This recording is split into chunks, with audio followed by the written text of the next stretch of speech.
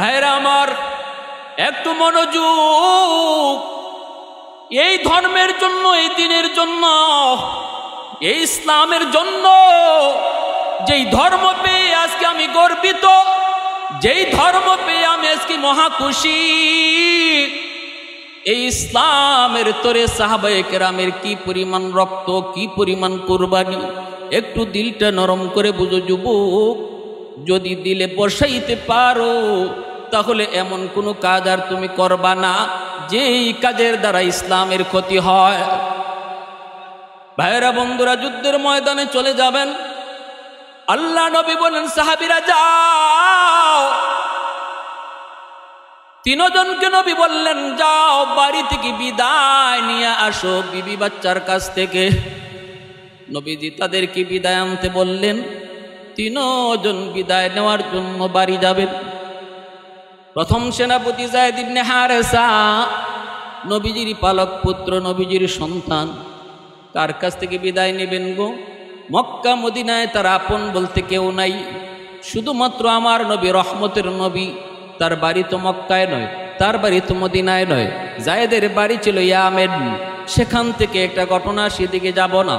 মক্কার বাজারে ওনাকে বিক্রি করলো ডাকাতের দল ছোট্ট বয়সে। আম্মাজান খাদিজাতুল কুবরা রাদিয়াল্লাহু তাআলা আনহা, তিনি তখন তারে কিনলেন। তখনও আম্মাজানের সাথে আমার নবীর বিবাহ হয় নাই। আম্মাজান যায়েদকে কিনলেন, বড় করলেন। নবীর সাথে আম্মাজানের বিয়ে হলো। এরপরে আম্মাজান যায়েদকে নবীকে হাদিয়া দিয়ে দিলেন। এরপরই যায়েদ চলে আসছেন নবীর গড়ে। মক্কার মানুষ, আরবের মানুষ সবাই জানতো যায়েদ হলো মুহাম্মাদুর রাসূলুল্লাহর গোলাম।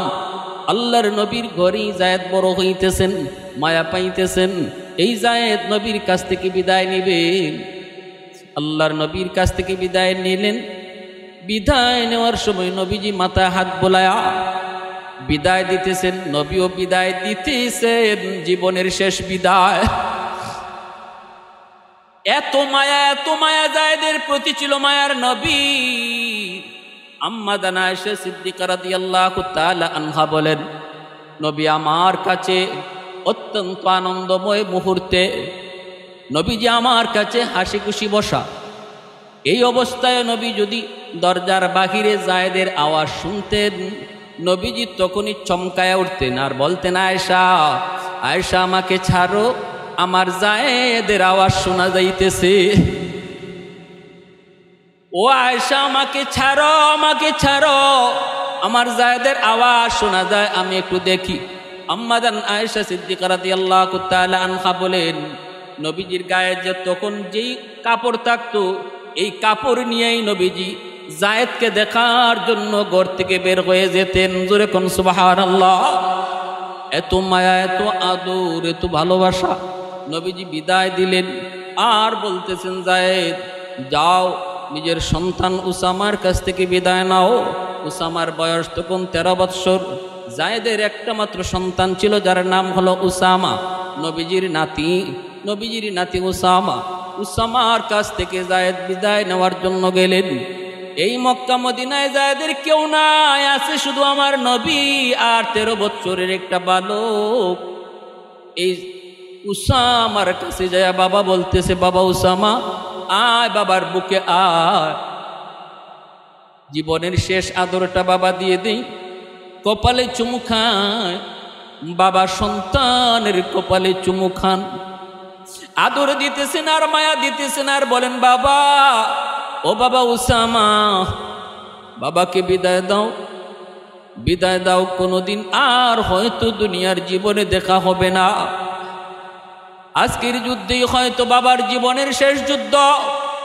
এই যুদ্ধ থেকে বাবা হয়তো আর জীবিত ফিরবো না। কিয়ামতের ময়দানে আল্লাহর তৈরি জান্নাতে তোমার সাথে বাবার দেখা হবে। যদি দুনিয়ার জীবনে বাবার কথা ইয়াদ হয়, দুনিয়ার জীবনে যদি বাবার কথা ইয়াদ হয় রে বাবা, শাম সিরিয়ার রাস্তার কিনারায় কোনো এক জায়গায় বাবার কবর তুমি খুঁজে নিও। এই বইলা যায়েদ ইবনে হারেসা সন্তানকে কাঁদাইয়া নিজের চোখের পানি মুইসা তিনি জিহাদের দিকে রওনা দিয়ে দিলেন। দ্বিতীয় সেনাপতি জাফর ইবনে আবি তালিব তিনিও গেলেন বিবির কাছ থেকে বিদায় নেওয়ার জন্য। তিনিও গেলেন, যায় দেখেন বিবি কোরআন তেলাওয়াত করেন। আর দুটা বাচ্চা 4 বছর 6 বছরের আব্দুল্লাহ মোহাম্মদ, এই দুইটা বাচ্চা মায়ের পাশে বসে বসে কোরআন তেলাওয়াত শুনতেছে। জাফর ইবনে আবি তালিব গেলেন বিবির কাছ থেকে বিদায় নিবেন, সন্তানের কাছ থেকেও বিদায় নিবেন। সে দেখতেছেন বিবি কোরআন তেলাওয়াত করে, কাছে যায় একটু কোরআন তেলাওয়াত শুনলেন। এরপরে বলতেছেন, বিবি গো, অল্প সময়ের জন্য তুমি কোরআন তেলাওয়াত একটু বন্ধ রাখো, আমাকে বিদায় দাও। আজকের যুদ্ধে তোমার স্বামী দ্বিতীয় সেনাপতি, আমার নবী মসজিদে নববীতে আমাকে দ্বিতীয় সেনাপতি ঘোষণা করেছেন, বিদায় দাও, বিদায় দাও গো বিবি। এরপরে আল্লাহর নবী রহমতের নবীর কথা শুনে দিলেন, সন্তানের কাছ থেকেও বিদায় নিবেন। বিবি এবার বলতেছে, স্বামী গো, যুদ্ধে যাবেন আমার আপত্তি নাই, যুদ্ধে যাবেন আমার কোনো আপত্তি নাই, তবে আমার একটা দরখাস্ত গো স্বামী, আমি একটু মুনাজাত করব, আর আপনি আমার সাথে শুধু আমিন আমিন বলবেন। জাফর ইবনে আবি তালিব কই, ঠিক আছে তুমি হাত উঠাও। এইবার বিবি হাত উঠাইলেন, আর স্বামী তিনিও হাত উঠাইলেন। আল্লাহর কাছে বিবি দোয়া করে, আল্লাহ ও মালিক, আজকের যুদ্ধে তুমি মুসলমানদেরকে বিজয় দান করিও। শুনেছি তোমার নবীর পবিত্র জবানে যুদ্ধে যাওয়ার আগে যা দোয়া করা হয় আল্লাহ তাই কবুল করে নেয়। আজকের যুদ্ধে তুমি মুসলমানদেরকে বিজয় দান করিও গো মালিক। জাফর ইবনে আবি তালিব তিনি কয় আমিন। এইবার বিবি দ্বিতীয় দোয়া করে, আল্লাহ আমার দুইটা আল্লাহ, আজকের যুদ্ধে মুসলমানদের হিম্মত তুমি বাড়ায় দিও। শুনেছি দুশ্মন অনেক অনেক অনেক, দুশ্মন সংখ্যায় অনেক বেশি, মুসলমানের সংখ্যা বড় কম। আল্লাহ তুমি মুসলমানের হিম্মত বাড়ায় দিও। জাফর কয় আমিন। এইবার তৃতীয় দোয়া করতেছে, আল্লাহ আমার দুইটা অবুঝ দুইটা বাচ্চা, ও মালিক এখনো বুঝে না, এখনো দুনিয়ার কাজ করার মতো শক্তিও হয় নাই গো। আল্লাহ আমার দুইটা অবুঝ বাচ্চারে তুমি এতিম বানাও না, আমার স্বামীরে জীবিত আমাদের কাছে আবার ফিরে দিও। এই দোয়াটা করা মাত্রই জাফর আমিন কইবেন দূরের কথা, হাতটা নামায় দিলেন। হাত কানা নামায়া দিয়ে তলোয়ারের বাটটা দিয়া বিবির হাতটাও আস্তে করে নামায়া দিলেন, আর বলতেছেন, বিবি গো, প্রথম দুইটা দোয়া কবুল হবে, কিন্তু তৃতীয় দোয়াটা আর কবুল হবে না। কারণ আমার নবী, আমি জাফরের পরে আর একজন সেনাপতির নাম নবী ঘোষণা করেছেন গো।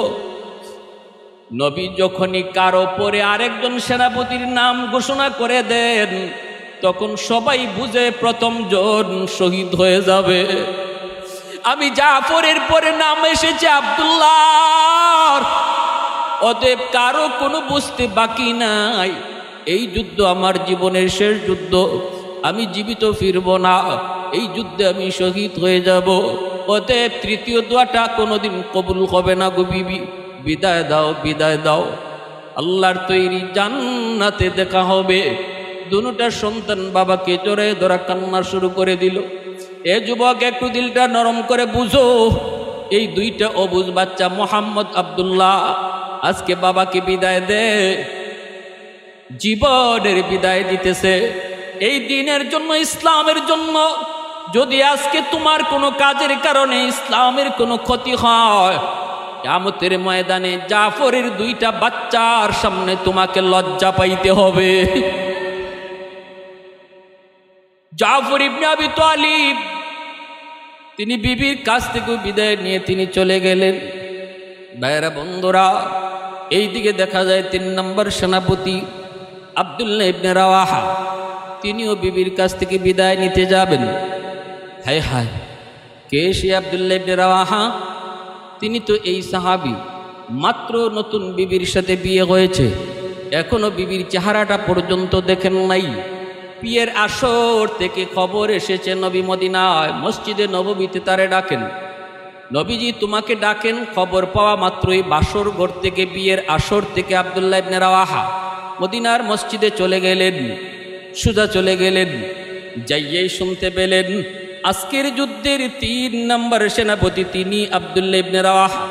শুধু তিনি না গো, তার নামের সাথেও নবী শহীদ শব্দ লাগায়া দিছেন। আব্দুল্লাহ বুঝে গেছেন এই যুদ্ধ তার জীবনের শেষ যুদ্ধ। কিন্তু নতুন বিবাহ হলো, নতুন বউয়ের চেহারাটা পর্যন্ত এখনো দেখেন নাই। আব্দুল্লাহ ইবনে রাওয়াহা আমার নবী, রহমতের নবী, মায়ার নবী কয়, আব্দুল্লাহ যারে যাও নতুন বিবির কাছ থেকে বিদায় নিয়ে আসো। আব্দুল্লাহ ইবনে রাওয়াহা তিনি ঘোড়ার পিঠে সওয়ার হয়ে চলে গেলেন। দরজার কাছে যাইয়া তিনি ডাক দিলেন, ঘোড়ার পিঠ থেকে আব্দুল্লাহ নামেন না। সাহাবীরাও সঙ্গে আছেন, আব্দুল্লাহ নামেন না। দরজার বাহির থেকে আওয়াজ দিয়ে কয়, বিবি গো, ও বিবি, তোমার স্বামী আমি আব্দুল্লাহ ইবনে রাওয়াহা। বিবি গো, বিদায় নিতে এসেছি, আমাকে মাফ করে দিও গো বিবি। বিবাহ হলো কিন্তু তোমাকে এক নজর দেখতে পারি নাই। খবর এসেছে মদিনার মসজিদ থেকে, চলে গেলাম দৌড়া। জয় শুনি আজকের যুদ্ধের 3য় সেনাপতি আমি আব্দুল্লাহ। ওগো বিবি বিদায় দাও, মনে হয় এই যুদ্ধ থেকে আর ফিরব না। কারণ আমার নবী, মায়ার নবী, আমার পরে আরেকজন সেনাপতির নাম নবী ঘোষণা করেছেন। 4র্থ সেনাপতি একজন হবে নবী বলে দিয়েছেন, নামের সাথেও শহীদ শব্দ লাগাই দিয়েছেন গো বিবি। বিবি বিদায় দাও, মাফ করে দিও, আমি তোমার হক আদায় করতে পারি নাই। কিয়ামতের ময়দানে আল্লাহর তৈরি জান্নাতে দেখা হবে। আন্দরের ভিতর থেকে বিবি পর্দা রক্ষা করে আওয়াজ দেয়া কই, স্বামী গো, ও স্বামী, শুনেছি তুমি আরবের বড় সুন্দর সুঠাম দেহের একজন পূর্ণ যুবক। বিবি স্বামী গো, একটা বারের জন্য তুমি আন্দরের ভিতরে ঢুকো, আমি শুধু একটা নজর তোমাকে দেখব, আমি বাধা দেব না।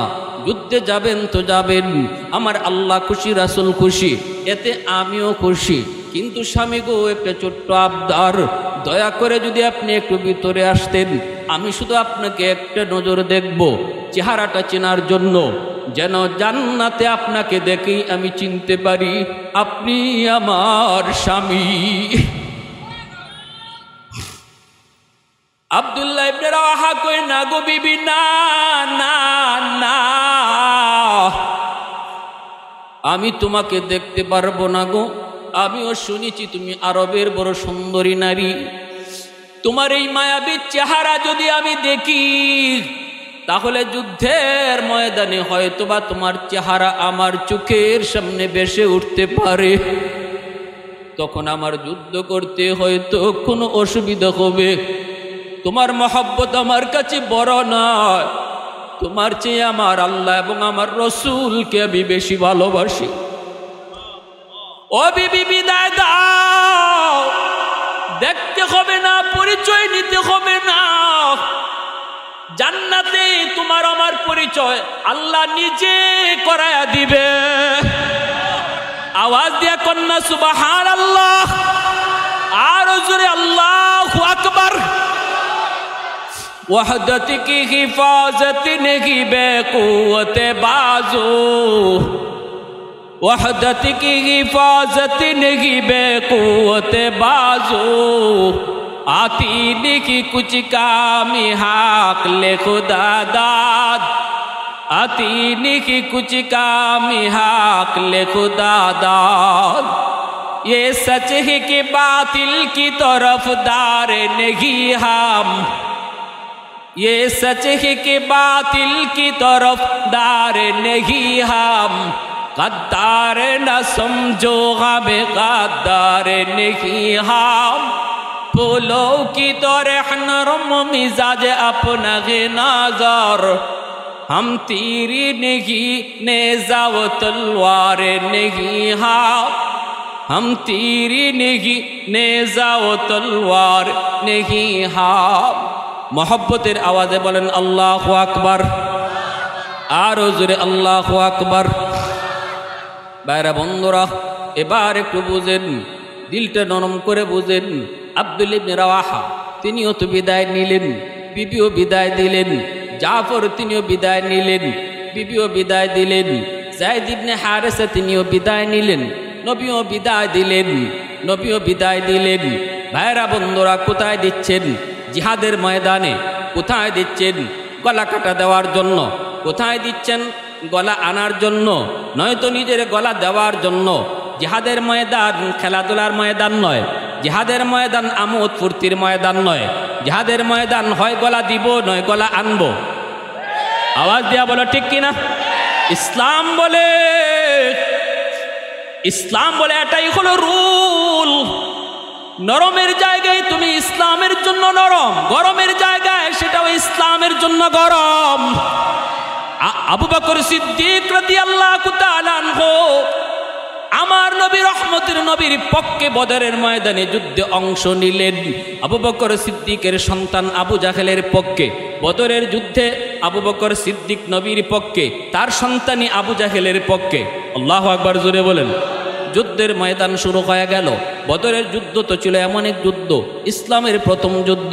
এই যুদ্ধে অনেকের মধ্যে এমন ছিল, দুই পক্ষের দুইজন আপন ভাই, দুই পক্ষের দুইজন আপন চাচা ভাতিজা, দুই পক্ষের মধ্যে এমন ছিল, সম্পর্ক এমন ছিল। আমার নবী রহমতের নবী তিনি মুসলমানদের পক্ষে, মায়ার নবী বদরের যুদ্ধের সেনাপতি। আর ওই দিকে আবু জাহেলের পক্ষে নবীর চাচা আব্বাস রাদিয়াল্লাহু তাআলা আনহু, ইনি তো তখন ওই আবু জাহেলের পক্ষে। এইভাবে আবু বকর সিদ্দিক বদরের যুদ্ধে নবীর পক্ষে, তার কলিজার টুকরা সন্তানই আবু জাহেলের পক্ষে।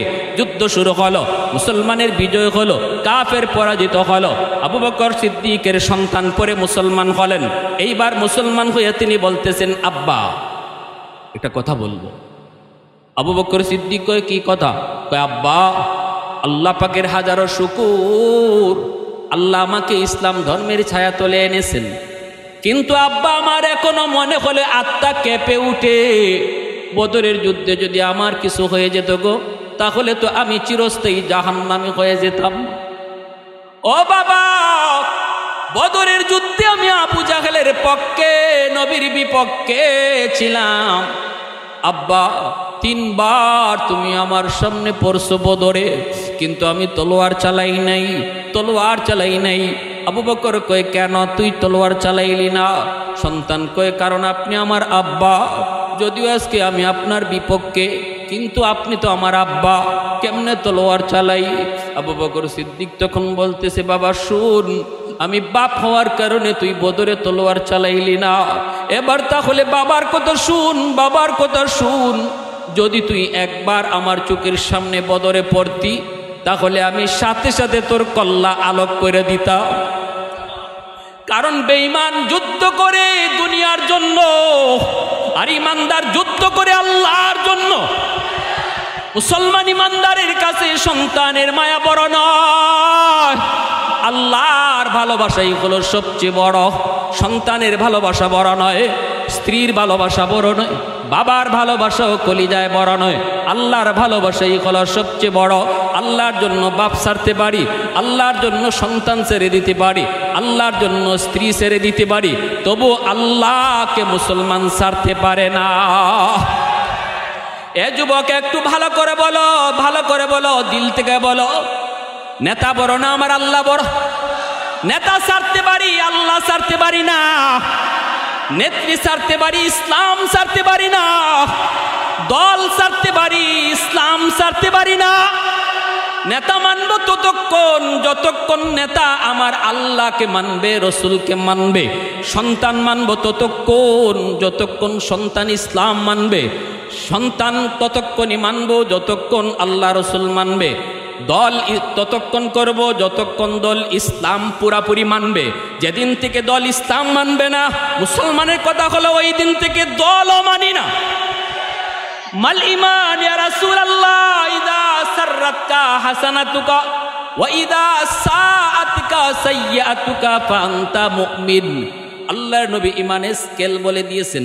এই হাদিসের মধ্যে নবী বলে দিয়েছেন ইমান তোমার আসেনি না নাই, তোমার স্কেলেই তুমি মাপো, তোমার স্কেলেই তুমি মাপো। আমি নবী তোমার স্কেল দিয়ে দিলাম। আল্লাহর নবী বলেন ইসলাম ধর্মের পক্ষে কথা শুনলে যদি তোমার কলিজায় ভালো লাগে, ইসলামের বিপক্ষে কথা শুনলে যদি কলিজায় ব্যথা লাগে, তাহলেই তুমি বুঝবা তোমার ইমান আছে, ইমান আছে, ইমান আছে। আর ইসলাম ধর্মের বিপক্ষে কথা শুনছো, আমার নবীকে কটাক্ষ করে গালি দিছে, এই আওয়াজটা তোমার কানে আইছে, আমার আল্লাহকে নিয়ে ব্যঙ্গ করেছে, তোমার কানে আসছে, ইসলাম ধর্মের কোনো বিধান নিয়ে মস্কারি করেছে, তোমার কানে আওয়াজ এসেছে, এরপরও তুমি চুপ থাকলা। কারণ হলো যে কইছে তোমার বাপ, যে কইছে তোমার ভাই, যে কইছে তোমার নেতা, যে কইছে তোমার নেত্রী, যে কইছে তোমার দলের লোক, আমার নবী কয় যদি এমন হয় তাহলে কপাল পুরা তুমি। আমি নবী বললাম তোমার ইমান নাই, ইমান নাই, ইমান নাই। কপালে নামাজের দাগ ইমানের চিহ্ন নয়, কপালে নামাজের দাগ ইমানের চিহ্ন নয় যদি তার দিলের ভিতরে আকীদা বিশ্বাস ভালো না থাকে, ঠিক কিনা? তোমার ভাইরা বন্ধুরা, আল্লাহর নবী বলেছেন তোমার এরকম নামাজের চিহ্ন তোমারে জান্নাতে নিতে পারবে না। বছরে বছরে হজ করলেও তুমি জান্নাত পাবা না যদি তুমি আমার আল্লাহ এবং রসুল থেকে তোমার নেতারে বেশি ভালোবাসো, ঠিক কিনা? জোরে বলো। যদি ইসলাম ধর্মের চেয়েও তুমি তোমার দলকে বেশি ভালোবাসো, তাহলে তোমার নামাজ রোজা হজ যাকাতও তোমার এই জান্নাতে নিতে পারবে না। এটা আমার নবী স্কেল বলে দিয়েছেন। মাল ইমান ইয়া রাসূলুল্লাহ, ইমান কাকে বলে গো নবী? নবী কই ইযা সাররাতকা হাসানাতুকা ওয়া ইযা সাআতকা সাইয়্যাতুকা ফাআনতা মুমিন। ইসলামের পক্ষে কথা শুনলে তোমার কলিজায় আনন্দ লাগবে, ইসলামের গণজোয়ার দেখলে পরেও তোমার মনে আনন্দ পাবে। আলহামদুলিল্লাহ, বাংলাদেশের অবস্থাটা তো আলহামদুলিল্লাহ এখন ইসলামের গণজোয়ার, ঠিক কিনা? সমস্ত মানুষের কলিজার ভিতরে ইসলাম। এদেশের মানুষ বহু নেতা দেখছে, এদেশের মানুষ বহু মার্কা দেখছে। বর্তমানে এদেশের তৌহিদি জনতা সহ কোটি কোটি যুবকের কলিজায় ইসলামকে তারা রাষ্ট্রে দেখতে চায়।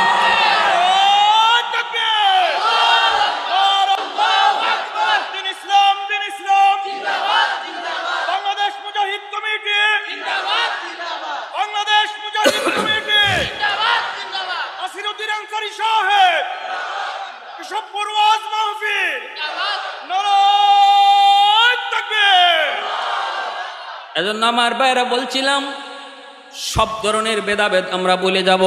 ইসলামের স্বার্থে, দ্বীনের স্বার্থে, আল্লাহর দ্বীনকে আল্লাহর জমিনে জিন্দা করা, আল্লাহর দ্বীনকে আল্লাহর জমিনে প্রতিষ্ঠা করার জন্য, যেই দ্বীন প্রতিষ্ঠা করার জন্য সাহাবায়ে কেরাম রক্ত দিলেন, সন্তানকে এতিম বানাইলেন, নিজের নতুন বিবির চেহারাটা পর্যন্ত যেই সাহাবীরা দেখলেন না, যেই দ্বীনের জন্য আজ এই দ্বীনকে আল্লাহর জমিনে প্রতিষ্ঠা করার আন্দোলনে যদি আমি আপনি শরীক না হই, যদি সামান্যতম চেষ্টাও আমার আপনার না থাকে, তাহলে কিয়ামতের ময়দানে সেই আব্দুল্লাহ ইবনে রাওয়াহার সামনে মুখ দেখানো যাবে, যায়েদ ইবনে হারেসার সামনে, জাফর ইবনে আবি তালিবের দুই বাচ্চার সামনে মুখ দেখাইবা কি কইরা? জাফর ইবনে আবি তালিবের দুই বাচ্চার সামনে মুখ দেখাইবা কি কইরা?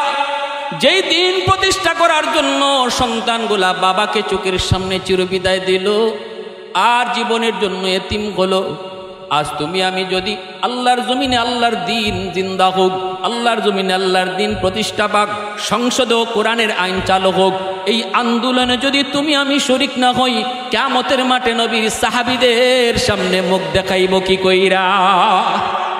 চেষ্টা তো করতে হবে, ঠিক কিনা ভাই? জুড়ে বলেন। আমি আপনি চেষ্টা করবা। আস-সা'য়ু মিন্নি ওয়াল ইতমামু মিনাল্লাহ। আস-সা'য়ু মিন্নি, আমার আপনার কাম হলো চেষ্টা করা, আমার আপনার কাম হলো আগায় যাওয়া। গন্তব্যে পৌঁছে দিবেন কে? জোরে আওয়াজ দিয়ে বলেন। আল্লাহ দেখে শুধু আমার বান্দা কি চায়, আমার বান্দা দিলের ভিতরে তার আগ্রহটা কেমন, আমার বান্দা কি রকম ইচ্ছা নিয়ে আগাইতেছে। আল্লাহ দিলের দিকে তাকাইয়া আমি আপনি যদি আগাই এক হাত, মান তাকাররাবা ইলাইয়া শিবরান তাকাররাবতু ইলাইহি জিরাআ, আল্লাহ কয় আমি যদি দেখি সত্যিকার অর্থে দিলের ভিতরে তোমার এই তামান্না, এই আরজু, তখন তুমি আইবা এক হাত, আমি আল্লাহ যাইমু দুই হাত। জোরে কন্যা সুবহানাল্লাহ। তুমি আমার দিকে আইবা এক হাত, আর আমি আল্লাহ কইতেছি আমি তোমার দিকে যাইমু দুই হাত। আল্লাহ কই তুমি আমার দিকে আইবা পায়ে হাইটা, আর আমি আল্লাহ তোমার দিকে যাইমু দৌড়াইয়া। সুবহানাল্লাহি ওয়া বিহামদিহি, আল্লাহু আকবার। প্যারে হাজিরিন, অতএব আল্লাহর জমিনে আল্লাহর দিন জিন্দা হোক, আল্লাহর জমিনে আল্লাহর দিন প্রতিষ্ঠা পাক, সর্ব জায়গায় কোরআনের আইন চালু হোক। এই মিশন নিয়ে উলামায়ে কেরাম আজকে মাঠে নামছেন, আপনাদেরকে মেসেজ দিতেছেন। আজকে শাইখে চরমোনাই দামাত বারকাতুহুম বাংলাদেশের সমস্ত তৌহিদি জনতার একজন স্বপ্নের মানুষ, যাদের অক্লান্ত পরিশ্রম আজকে সমস্ত গ্রামে গঞ্জরে বন্দরে তিনিও আসবেন, যে মেসেজটা দিয়ে যাবেন, মন দিয়ে আমরা সবাই গ্রহণ করব। কারা কারা রাজি আছে একটু হাত উঠে আল্লাহকে দেখা। আল্লাহ তুমি কবুল করো, জোরে কোন আমিন, আরো জোরে কোন আমিন। ওয়া আখির দাওয়ানা আনিল হামদুলিল্লাহি রাব্বিল আলামিন।